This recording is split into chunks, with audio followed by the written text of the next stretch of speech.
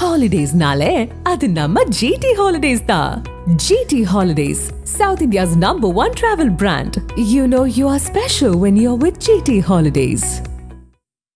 நீங்க எப்படி பாக்குறீங்க இதுல நிவாரண பணிகள் நல்லா நடந்துகிட்டு இருக்குதா? எதிர்க்கட்சி தலைவர் களத்திற்கு போய் அரசியல் செய்கிறாரா?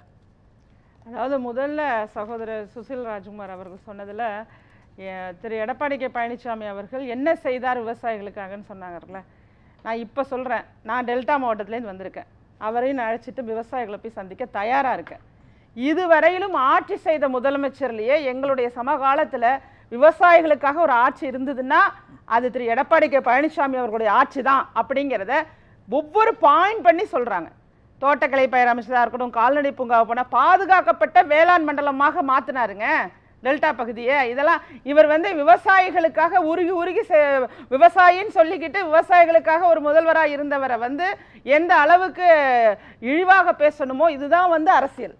இவர் பேசின விதம் தான் அரசியல். ஆனால் உண்மையாக விவசாயிகள் என்ன பேசுகிறாங்கிறத நான் அழைத்து நேரடியாக கொண்டு போகிறதுக்கு நான் தயாராக இருக்கேன். நீங்கள் சொல்வது போல் ஒரு கணக்கு தேர்தல் அதெல்லாம் கிடையாது. அவர் விவசாயியாக இருப்பதனால விவசாயிகள் அப்போ அவஸ்தப்படும் போது உடனடியாக தீபாவளி அன்னைக்கு மறுநாள், இன்னைக்கு காலை இன்னும் ஒரு நாள் முடிஞ்சிருக்கு, இன்னைக்கு காலையிலே அவசரமாக போய் விவசாயிகளை சந்திக்கிறாருன்னா அந்த உள்ளுணர்வும் பாசமும் தான். அவர் அங்கே போய் என்ன கேட்டார், விவசாயிகள்கிட்ட போய் என்ன கேட்டார், எப்போ பண்ணீங்க, எப்போ இது பண்ணீங்க, எல்லா விவரத்தையும் கேட்டு சேகரிச்சுக்கிட்டு அங்கே நேரடியாக நெல் கொள்முதல் கிடங்குக்கு நேரடியாக போய் அங்கே எத்தனை மூட்டை வருது, எவ்வளோ சொன்னாங்க, ஏன் இவ்வளோ தான் கம்மியாக வருது, எல்லா விவரங்களையும் கேட்டு தெரிஞ்சுக்கிட்டு பத்திரிகையாளர்கள் முன்னிலையில் தான் எல்லாமே நடக்குது. இதில் அரசியலுங்கிறது நீங்கள் எடுத்துகிட்டே போகாதீங்க. இது உண்மையாகவே மக்களை நேசிக்கக்கூடிய, விவசாயியை நேசிக்கக்கூடிய ஒரு முதல்வராக இருந்தவருடைய உணர்வு. சுசில் ராஜ்குமார் சொல்றீங்க, அதிமுக ஆட்சி காலத்தில் செய்யப்பட்ட சில தவறுகளினுடைய விளைவுகளை தான் திமுக தன்னுடைய ஆட்சி காலத்தில் அனுபவிச்சுட்டு இருக்கு. சரி, அவருடைய போக்குக்கே போவோம்னா 4.5 வருஷமா அந்த தவறை திருத்திக் கொள்ளவே முடியாத அளவுக்கு ஒரு நிர்வாகம் இருந்திருக்குன்னா நம்ம பார்த்துக்க வேண்டியதுதான். ஆசியாவிலேயே பெரிய நெல் கொள்முதல் கிடங்குகள் அமைக்கப்பட்டது, குடோன் தானிய கிடங்கு அமைக்கப்பட்டது எப்பங்க? எப்ப சொல்லுங்க. நீங்க விவசாயிகளை பத்தி பேசுறதுக்கு திமுகவுக்கு எந்த விதமான தகுதியோ அடிப்படை அறிவோ கிடையாது. நான் டெல்டாக்காரன்னு சொல்லிக்கிறதுனால அவங்க விவசாயிகளை பற்றி புரிஞ்சுக்க முடியாது. அங்க அவங்க தாத்தா பிறந்தனால, அவங்க அப்பா பிறந்ததுனால, அவங்க பிறந்ததுனால மட்டுமே அவங்க விவசாயிகள் நாங்க சர்டிபிகேட் கொடுக்க முடியாது. நான் திருத்துறைப்பூண்டி திருவாரூர் மாவட்டத்தினுடைய அரசியல் இப்போ அங்க என்ன அரசாங்கம் தவறு செஞ்சிருச்சுன்னு நினைக்கிறீங்க? எது தவறுனாங்க? முதல்ல விவசாயிகளை தவிக்க விடக்கூடாது. அவங்க அடிப்படையான சில விஷயம் கேட்கறாங்க. என்ன கேட்கறாங்க? ஒரு தார்பாய் இல்லையா மூடி வைக்கிறதுக்கு? நெல் கொள்முதல் கிடங்குல ஒரு தார்பாய் கொடுங்க. சாக்கு பை பத்தல, போதிய அளவுக்கு சாக்கு பைகளை கொடுங்க. இதெல்லாம் ரொம்ப ரொம்ப அடிப்படையான விஷயம்தான். இதுக்கெல்லாம் பெரிய நிதி ஒதுக்கணும், பெரிய அளவில் பண்ணணும் அப்படியெல்லாம் கிடையாது. அதற்கு அடுத்தாற் போல அவங்களுடைய அந்த இப்போ நான் சொன்ன பெரிய நெல் கோவில் பத்தலையும் கோவிலூர்லையும் அமைச்சிருந்தாங்க. அந்த சமயத்துலங்க கஜா புயலில் பாதிப்படைஞ்சது. அதை மீண்டும் 2017 திரும்பவும் அதை சரி செய்து கொடுத்தவர் திரு எடப்பாடி கே பழனிசாமி அவர்கள். ஆனால் இன்னைக்கு நான் கேட்குறேன், திமுக ஆட்சியில் குடோன் எங்கேயாவது அமைக்கப்பட்டதா? புதிதாக அமைக்கப்பட்ட குடோனை சொல்லுங்க. 2000 கோடி ஒதுக்கி 200 தடுப்பணை கட்டுறேன்னு சொல்லி உங்க தேர்தல் வாக்குறுதி, திமுகவுடைய தேர்தல் வாக்குறுதி இருந்துச்சு. எத்தனை தடுப்பணை கட்டினாங்க? விவசாயிகளே சொல்றாங்க, தடுப்பணையில பெயிண்ட் அடிச்சுட்டு தடுப்பணை கட்டினதுக்கான நிதியை ஒதுக்கிக்கிறாங்க. இதை விட என்னங்க அசிங்கம் இருக்கு? இதுக்கு ஆதாரம் இருக்குதா? ஆதாரம் இருக்குங்க. எல்லாமே விவசாயிகளிடமிருந்து நான் பெற்ற தகவல் தான். எந்த ஆர்டிக்கல்லையும் நான் படிக்கல, எந்த பேப்பர்லையும் நான் படிச்சுட்டு வரல. நான் முழுவதுமாக எங்க பகுதிங்க, எங்க ஊர்ல உள்ள விவசாயிகள் அவங்க மனசுல இருந்து சொன்ன கருத்தை நான் எங்க பிரதிபலிக்கிறேன்.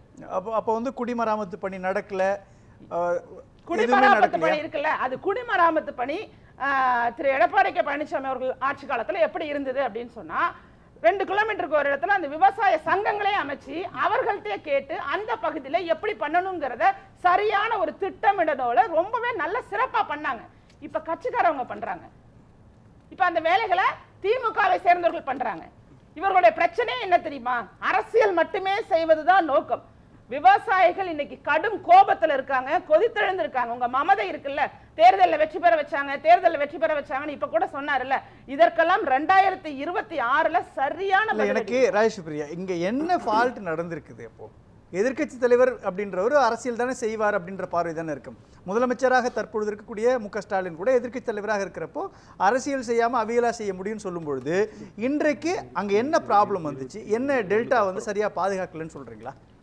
அதாங்க, இந்த நெல் மூட்டை காலையில செய்திகளில் பார்க்குறோம். அந்த தண்ணி பட்டு அதில் முளைச்சிருக்கு அப்படின்னு சொல்லி காட்டிட்டு இருக்காங்க. அதனால யாருக்கு நஷ்டம்? விவசாயிக்கும் நஷ்டம், அது கொள்முதல் செஞ்சிருந்தா அரசாங்கத்துக்கும் நஷ்டம் ஏற்பட போகுது. இன்னைக்கு ரோட்ல தாங்க கிடக்கு, எல்லாம் அறுவடை செய்து கொண்டுட்டு வந்து ரோட்ல தானங்க போட்டு வச்சிருக்காங்க. இந்த அவலத்தை எங்கேயாவது போக்குறதுக்கு நினைச்சீங்களா? ரோட்ல இன்னைக்கு குடிச்சிட்டு ரோட்ல கிடக்குறாங்க, இந்த பக்கம் விவசாயம் ரோட்ல கிடக்குறாங்க. ஆனா நீங்க இல்லம் தேடி கல்வி, இல்லத்துக்கே போறோம் அப்படின்னு சொல்லி மற்றதுக்கெல்லாம் சொல்றீங்கல்ல, அடிப்படையாக சோத்துக்கு வழி பண்ணக்கூடிய விவசாயிகள் இன்னைக்கு ரோட்ல மழையில தான் போட்டு வச்சிருக்காங்க. அதற்கு என்ன தீர்வு பண்ணி? ஒரு தார்பாய் கூட வாங்கி கொடுக்க முடியாத அரசாங்கமான்னு கேள்வி கேட்கிறாங்க.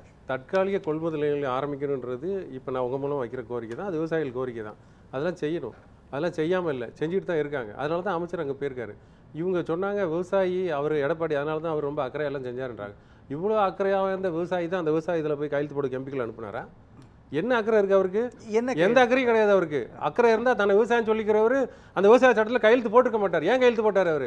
அதோட விலை தான் நினைக்க நம்ம அனுபவிச்சுட்டு இருக்கோம். ஒவ்வொரு பிரச்சனையிலையும் விவசாயிகள் தொடர்பாக நடக்கிற எல்லா பிரச்சனையும் அதான காரணம். அதனால தானே பஞ்சாப் விவசாயிகள் அங்கேயே உட்கார்ந்து கிடந்து அதை எதிர்த்து அதை ஒழிச்சு கட்டணும். அருந்தோம்பலத்திலையும் பாண்டிங்கிற ஒரு திருத்துறைப்பூண்டி தாலுக்கால இருக்கு, நான் ஊர் பேர் சொல்லி சொல்றேன், அங்க எல்லாம் ரோட்ல கிடக்கு நம்ம நெல்லு இதெல்லாம் கிடக்குங்க. அதுக்கு பதில் சொல்லுங்க. நீங்க அரசியல் பண்ணாம நேரடியாக ஆன்சர் பண்ணுங்க. களம் அமைச்சு கொடுங்க. அவர் விவசாயி சொல்றதை தான் சொல்றேன், எங்களுக்கு களம் அமைத்து கொடுங்க, அமைச்சு கொடுத்தா நாங்க அங்க பாதுகாப்பா வச்சுக்குவோம். ஒரு ஏதோ பிரைவேட் இடத்துல தனியார் இடத்துல போயிட்டு நீங்க ஒரு செட்டு மாதிரி அமைச்சு கொடுக்குறீங்க, அது ஒழுங்கானதா இல்ல, அதுல எல்லா பயிருமே தண்ணியில படுற மாதிரி இருக்கு, இன்னைக்கு நெற்கதிர்கள்லாம் மூழ்கிற சிச்சுவேஷன்ல இருக்கு. இது மாதிரி விவசாய நீங்க உண்மையாக அரசியல் பேசாம விவசாயிகளை பற்றி பேசணும்னா நீங்க உண்மையான கருத்து திமுக என்ன செய்தது, என்ன செய்ய உள்ளதுங்கிறத பத்தி பேசுவீங்க. நான் இப்ப சொன்னேன் அதிமுக காலத்துல என்னென்ன செஞ்சாங்க அப்படிங்கிறாங்க. என்னன்னா அந்த பண்ணைன்னு சொல்லி ஒண்ணு வச்சு அரசாங்கமே நடத்துனது அதிமுக காலத்துல. அங்க 20ல இருந்து 30 பேர் வேலையாட்களை அமர்த்தி சிறப்பாக பண்ணாங்க. இப்ப என்ன பண்றாங்க? அதையே திமுக வந்து தனியார்ட்ட கொடுக்குது. தனியார்ட்ட கொடுத்து எப்படி பணம் சம்பாதிக்கலாம், அதுல இருந்து எப்படி கொள்ளடிக்கலாம்னு பாக்குது. அதே மாதிரி இன்சூரன்ஸ், ஒரு விவசாயிக்கு போகக்கூடிய இன்சூரன்ஸ்ல கூட அவர்கள்ட்ட பணத்தை வாங்குறீங்க. நிவாரணம் சொன்னீங்க, நிவாரணம் ஊருக்கு ஒருத்தருக்கு தான் கிடைச்சிருக்கிறதா விவசாயிகள் சொல்றாங்க. அதற்கு தான் நான் சொல்றேன், நேரடியாக தொலைக்காட்சி கூப்பிட்டு நீங்களும் வாங்க, நம்ம போவோம் டெல்டா மாவட்டத்துக்கு. ஒவ்வொரு பகுதியிலையும் அந்த மக்களுடைய மனசுல உள்ள குமுறலை தெரிஞ்சுக்குங்க. நிவாரணம் சரியாக போகல, ஒவ்வொரு ஊருக்கு ஒருத்தருக்குன்னு கணக்கு எழுதிருக்கீங்க. இன்சூரன்ஸ் கம்பெனில கூட கனிமொழி அவர்களோட இன்வால்மெண்ட் இருக்குங்கிற மாதிரி மக்கள் சொல்றாங்கங்க. எங்கங்க உங்களோட இன்வால்மெண்ட் இல்லாம இருக்கு? ஊழல் அப்படிங்கிறது விவசாயிகள்ட்ட இருந்து உறிஞ்சுக்கிறீங்க. அண்ணன் அவர்கள் சொன்னது போல 40 கிலோ ஒரு மூட்டைக்கு 40 ரூபாய் வாங்குறது அப்படிங்கறத கணக்கு பண்ண எங்கேயோ போகுது. 450 கோடி அப்படிங்கிறது ஊழலா முறைகேடு நடந்துகிட்டு இருக்கு. அதை நடைமுறை செலவுங்கிறாங்களாம். திமுகவுல பேசுற வார்த்தைகள் இருக்கு பாருங்க, அதை இது ஊழல் கிடையாது, இது முறைகேடு, அவங்க ஒவ்வொரு வார்த்தை. ஐயோ கடவுளே. இன்சூரன்ஸ்ல என்ன இது ஊழல்னு சொல்றீங்களே? இன்சூரன்ஸ்ல இப்ப சென்ட்ரல் கவர்மெண்ட் அவங்களுக்கு இவ்வளவு 20,000 இருந்து 30,000 வரைக்கும் கொடுக்கணும் அப்படிங்கிற மாதிரி ஸ்கீம்ஸ்லாம் நிறைய இருக்கு. அந்த ஸ்கீம்ஸ்ல கூட எப்படி லஞ்சத்தை ஏற்படுத்தலாம், எப்படி அவர்களுக்கு போகாம தடுத்து அவர்கள் பக்கம் திருப்பிக்கலாம், அந்த மாதிரி ரொம்ப கீழ்த்தரமான ஒரு அரசியலை கீழ்த்தரமாக செய்து கொண்டிருப்பது திமுக. நீங்க இன்னும் நான் விளக்கமா விவரமா இன்னும் எவ்வளவு வேணாலும் சொல்றதுக்கு தயாரா இருக்கும். ஊழலுக்காக சிறைக்கு சென்ற ஒரு கட்சியை ஆதரிச்சு நீங்க அதெல்லாம் ஊழல் செஞ்சு பேசுறாங்க. தஞ்சாவூர் டெல்டா விவசாயிகள் ரொம்ப புத்திசாலிகள் சார். எடப்பாடி 2 நாள் அங்க இருக்க சொல்லுங்க, அந்த விவசாயிகளே கேள்வி கேட்பாங்க. இதுவரைக்கும் வரலாற்றிலே இல்ல, திமுக ஆட்சி தான் கலைக்கப்பட்டது. உலகத்திலேயே ஊழலுக்காக ஆட்சி சிறை தஞ்சாவூர் விவசாயிகள் டெல்டா விவசாயிகளை பத்தி எடப்பாடியாருடைய கணக்கு பொய்த்து போகும். இன்னும் தொடர்ந்து 2 நாள் அங்க போட்டோம். அந்த விவசாயிகளை எடப்பாடியார்ட்ட கேள்வி கேட்க போறாங்க. இந்த ஈரப்பதம் தொடர்பான பிரச்சனை அந்த விவசாயிகள்ட்ட இன்னைக்கு பட்டி இருக்கிற பிரச்சனை. அது அவருக்கு கண்டிப்பா எடப்பாடியார்ட்ட மறிச்சு அந்த கேள்வி கேட்காங்களா இல்லையா நீங்க பாருங்க.